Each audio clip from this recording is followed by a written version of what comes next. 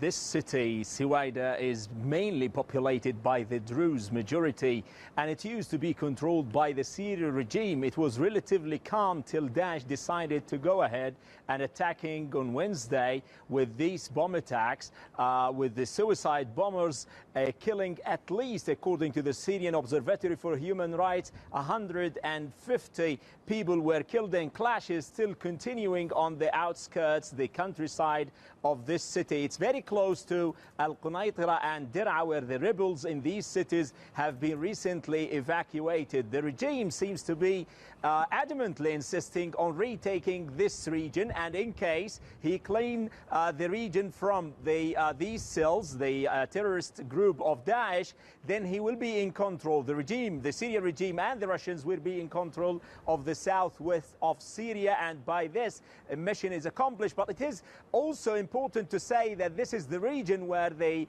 two Israeli Patriot missiles shot down a Syrian jet recently. That would give you a signal of how tense the situation in that region is. And what is the strength of Daesh? The feeling was that they had largely been defeated, but clearly they still control areas with active cells.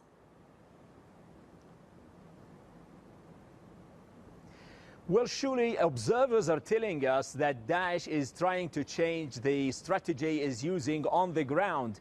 By instead of having control of certain swaths of land, they seem to abandon this strategy and they're looking for a different tactic, which is a kind of these offshoots or sleeping cells to carry out and conduct these kind of offensive against the Syrian regime and other rebel groups. Daesh is not backing down in the region, sending clear signals to the regime and the Russians that they're still capable of wreaking havoc and spreading a state of panic in this region. And that is why they decided at this particular time to go ahead and attack in Sweida, which was completely calm. But it seems that they're trying to alleviate the intensity of the fighting going on in the neighboring cities like Dir'a and Al-Qunaitira.